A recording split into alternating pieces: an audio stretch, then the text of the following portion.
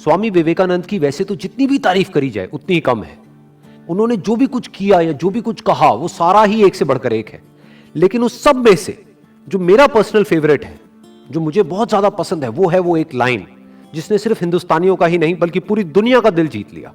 वो उन्होंने कही थी 1893 में शिकागो, अमेरिका में। वो लाइन उनकी स्पीच की पहली लाइन थी। वो लाइन थी, sisters and brothers of America. इससे क्या पता लगता है? इससे हमको उनकी सोच के बारे में पता लगता है, उनकी थिंकिंग के बारे में पता लगता है कि वो सामने वाले को अपना समझते हैं। फिर चाहे वो किसी भी देश का हो, किसी भी रिलीजन का हो, चाहे वो देखने में उनसे अलग हो, चाहे उनके कपड़े उनसे अलग हो, किसी भी वे में कोई भी हो इस पूरी दुनिया में, वो सब कौन है? वो सब हमारे भाई बहन है। ये पूरा का पूरा एसेंस है सारे वेदों का। वहां पर सिर्फ एक बात कही जा रही है कि हम सब एक हैं, कि आप में और मुझ में कोई फर्क है ही नहीं। हम सब जुड़े हुए हैं एक दूसरे से, और इस तरीके से जुड़े हुए हैं कि अलग हो ही नहीं सकते।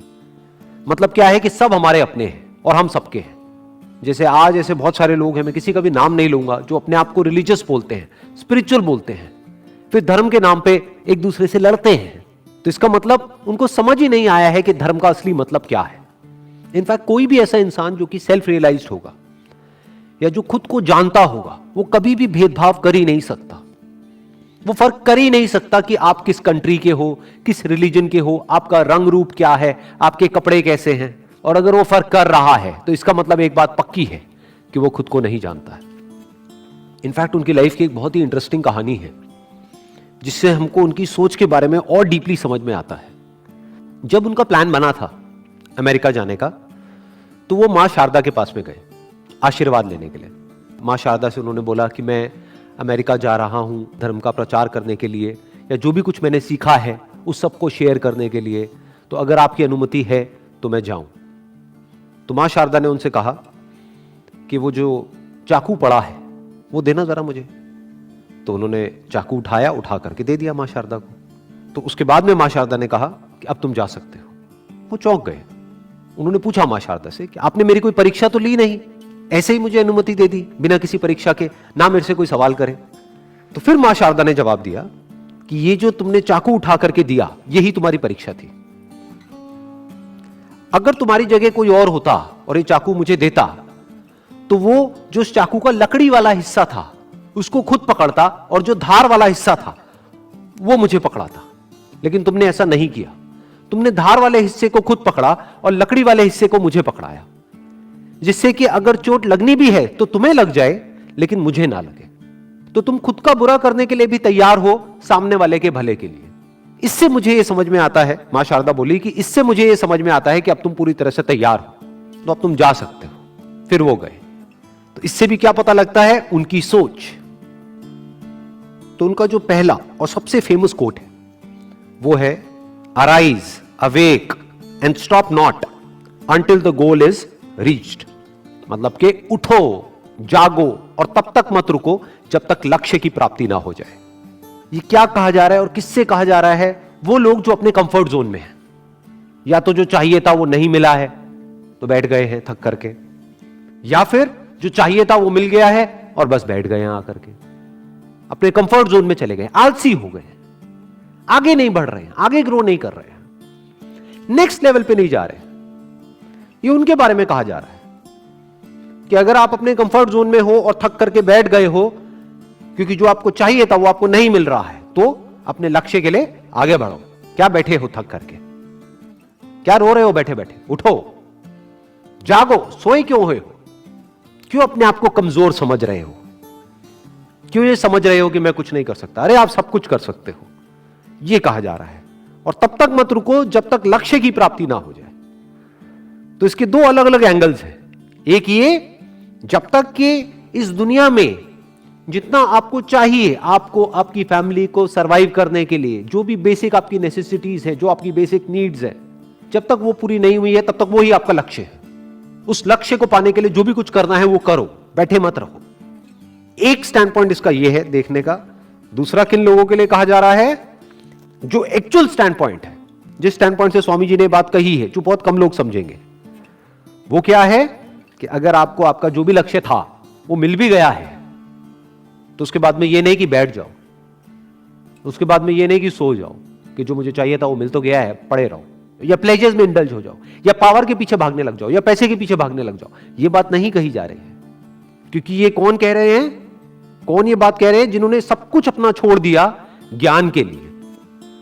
तो ये यहां पर ज्ञान की और अज्ञान की बात कर रहे हैं।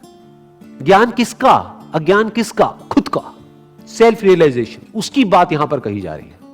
वो आपका असली लक्ष्य है। क्योंकि अगर पूरी जिंदगी सिर्फ अपना जो लालच है या जो अपनी जरूरतें हैं उसी में ही उलझे रह गए, तो ये कोई जिंदगी थोड़ी ना है। ये जिंदगी का लक्ष्य नहीं है। जिंदगी का असली लक्ष्य क्या है? सेल्फ नॉलेज, सेल्फ अंडरस्टैंडिंग, उसकी बात यहां पर करी जा रही है। कि चाहे आपको बाहर की दुनिया में कितना भी मिल जाए, लेकिन अभी आपका लक्ष्य पूरा नहीं हुआ है, तो बैठो मत, सोते मत रहो, उठ जाओ। आपका लक्ष्य क्या है? खुद को जानना।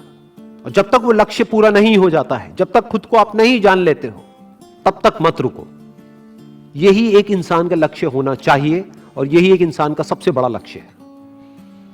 क्योंकि अगर आपने पूरी दुनिया को भी जान लिया और खुद को ही नहीं जाना, तो क्या जाना? अगर आपने पूरी दुनिया को जीत लिया, मैं कहता हूं दुनिया छोड़ो, पूरे ब्रह्मांड को जीत लिया, लेकिन अगर खुद को ही नहीं जीता, क्या जीता? तो आप जीत करके भी हार गए। और ऐसे एक नहीं, दो नहीं, बहुत सारे एग्जाम्पल्स हैं। अगर आप हिस्ट्री को उठा करके देखोगे, जिन्होंने पूरी दुनिया को जीत लिया, लेकिन जीतने के बाद भी खाली के खाली अंदर से। और ऐसे भी आपको एग्जाम्पल्स मिलेंगे जिनके पास जो कुछ भी था, उन्होंने वो सब कुछ छोड़ दिया, लेकिन उसके बाद भी वो जीत गए। क्यों? क्योंकि उन्होंने खुद को जीत लिया। तो उसकी बात यहां पर करी जा रही है। तो जिंदगी का असली लक्ष्य क्या है? खुद को जानना। जिसने खुद को जान लिया, उसने सिर्फ खुद को नहीं जाना है, उसने भगवान को भी जान लिया। क्योंकि भगवान हमसे अलग नहीं है, भगवान हमसे दूर नहीं है, वो हमारे अंदर ही है। और इसी के साथ में एक और कोटेशन जुड़ी हुई है इनकी, you can not believe in God until you believe in your self. जो बात ये कह रहे हैं, उस बात को एक और तरीके से भी कहा जा सकता है कि भगवान भी आपकी मदद तभी करेगा जब आप खुद अपनी मदद करने के लिए तैयार हो। जैसे इससे मुझे एक बड़ी इंटरेस्टिंग कहानी याद आ रही है। एक बार एक गांव में बाढ़ आ जाती है, तो वहां पर सब लोग डूबने लग जाते हैं, गांव में बहुत बुरा हाल हो जाता है। तो एक आदमी है, उसको तैरना नहीं आता है, वो अपने घर की छत पे जाकर के खड़ा हो जाता है। तो धीरे धीरे पानी बढ़ने लग जाता है। जब पानी उसकी छत तक पहुंच जाता है, तो वहां पर एक नाव आती है, एक रेस्क्यू बोट आती है उसको बचाने के लिए। वो आती है, कहती है कि बैठ जाओ, अब ये पानी बढ़ने वाला है, तुम्हारी छत भी डूब जाएगी थोड़ी देर में। वो कहता है नहीं, मुझे तो मेरा भगवान बचाएगा। उसके बाद में पानी और ऊपर आ जाता है, और पानी उसके यहां तक आ जाता है। थोड़ी देर में एक हेलीकॉप्टर आता है। वो हेलीकॉप्टर आकर के ऊपर से लाउड स्पीकर से बोलता है, चीख चीख करके, कि अभी भी वक्त है, आ जाओ, ये जो रस्सी हमने फेंकी है इसको पकड़ लो तो तुम बच जाओगे। वो कहता है नहीं, मेरे को इस रस्सी की जरूरत नहीं है, मुझे मेरा भगवान बचाएगा। वो डूब जाता है, मर जाता है। भगवान के पास में जाता है, जाकर के भगवान को बोलता है कि भगवान देखो, मैंने आप पे इतना विश्वास किया और आपने मुझे नहीं बचाया। तो भगवान खींच करके उसको थप्पड़ मारते हैं। और भगवान कहते हैं कि एक बात बता, वो जो बोट भेजी थी वो किसने भेजी थी? वो जो हेलीकॉप्टर भेजा था वो किसने भेजा था? वो रस्सी फेंकी थी वो किसने फेंकी थी? वो सब मैंने ही तो किया था। अरे मूर्ख, तू भी तो कुछ कर, तुझे भी तो अपना हाथ बढ़ाना पड़ेगा। मैंने तुझे अपना हाथ दिया तो मेरा हाथ तो पकड़ कम से कम।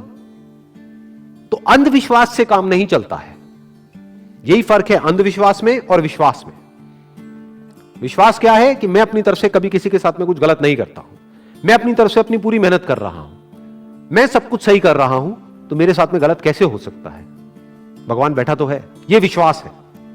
अंधविश्वास क्या है कि मैं कुछ ना करूं, जो करेगा भगवान करेगा। यह आलसीपन है कि आप एग्जाम की तैयारी करो नहीं और बोलो भगवान को कि हे भगवान पास करा दो। ये क्या है? ये सिर्फ आलसीपन ही नहीं है, धोखाधड़ी है कि हे भगवान, ये मैं 11 रुपए का अभी प्रसाद चढ़ा रहा हूं, अगर मैं पास हो गया तो 101 रुपए का चढ़ाऊंगा। मतलब क्या? भगवान को रिश्वत दे रहे हैं और खुद तैयारी करी नहीं है। आप तैयारी करो और आपको कुछ और करने की जरूरत ही नहीं है, बाकी काम भगवान करेगा। यह कहा जा रहा है। अगर आप अपनी तरफ से मेहनत में किसी भी तरह की कोई भी कसर नहीं छोड़ रहे हो और फिर उसके बाद में कह रहे हो कि अब जो होगा वो तेरे हाथ में है, तो बिल्कुल ठीक है। लेकिन आप अपना काम नहीं कर रहे हो और कह रहे हो कि सब कुछ तेरे हाथ में है, तो आप चाहते हो कि आपका काम भी कोई और करे, तो ये धोखाधड़ी है। तो ये है एक एंगल इस कोटेशन को देखने का। इसका एक और स्टैंड पॉइंट हो सकता है, जिस स्टैंड पॉइंट से स्वामी जी इसके बारे में बात कर रहे हैं। वो क्या है कि आप भगवान को तब तक नहीं जान सकते जब तक कि आप खुद को ना जान जाओ, तब तक भगवान सिर्फ एक कॉन्सेप्ट रहेगा आपके माइंड में, एक आइडिया रहेगा, तब तक सिर्फ एक थॉट है भगवान। तो अगर आप पूजा करोगे भी तो अपने ही एक थॉट की पूजा करोगे। लेकिन जिस दिन आपने खुद को जान लिया मतलब सिर्फ बुक्स के थ्रू नहीं, एक्चुअल में एट एन एक्सपीरियंशियल लेवल खुद को जान लिया कि this is who I am, यही मैं हूं, तो वहीं पर आपको भगवान भी मिल जाएंगे। क्योंकि आप और भगवान अलग अलग नहीं हो, भगवान आपसे अलग नहीं है, भगवान आपसे दूर नहीं है। इनफैक्ट भगवान आपके इतना पास है जितना आप खुद भी अपने पास नहीं, जितना आपका थॉट भी आपके पास नहीं है, उससे भी पहले भगवान आपके पास में है। बिल्कुल इस तरीके से अगर मैं एक एग्जांपल दूं, जैसे एक लहर और पानी में जितना फर्क है, जितनी दूरी है, उतनी ही दूरी आप में और भगवान में है। लहर पानी से कितना दूर है, लहर को कहां जाना है पानी को पाने के लिए, लहर पानी ही है। तो यह बात यहां पर कही जा रही है। तो जब लहर ने अपने सच को देख लिया कि लहर कहीं भी नहीं है, दिख रही है, लेकिन लहर का जो एक्चुअल सब्सटेंस है, लहर जिसकी बनी है, लहर जिस पे टिकी है, जिससे बनी है, वो पानी है, तो वही पानी उस पूरे समुद्र का भी एसेंस है, वही सब कुछ है। उसकी बात यहां पर करी जा रही है कि अगर आपको भगवान के सच को भी जानना है तो पहले खुद के सच को जान लो, इस यूनिवर्स के सच को जानना है कि जो पूरा का पूरा यूनिवर्स दिख रहा है, इसका सच क्या है। तो उसका भी सिर्फ एक तरीका है, आपको खुद के सच को जानना होगा। यानी अभी तक मैंने जो कुछ भी कहा है, या ये जितनी भी कोटेशंस है, उन सबको सम अप किया जाए और एक लाइन के अंदर कहा जाए तो वो क्या होगा कि जिसने खुद को जान लिया, खुद के सच को जान लिया, उसने सब कुछ जान लिया। अब उसके लिए जानने के लिए और कुछ बाकी नहीं। Wish you all the best. Thank you so much.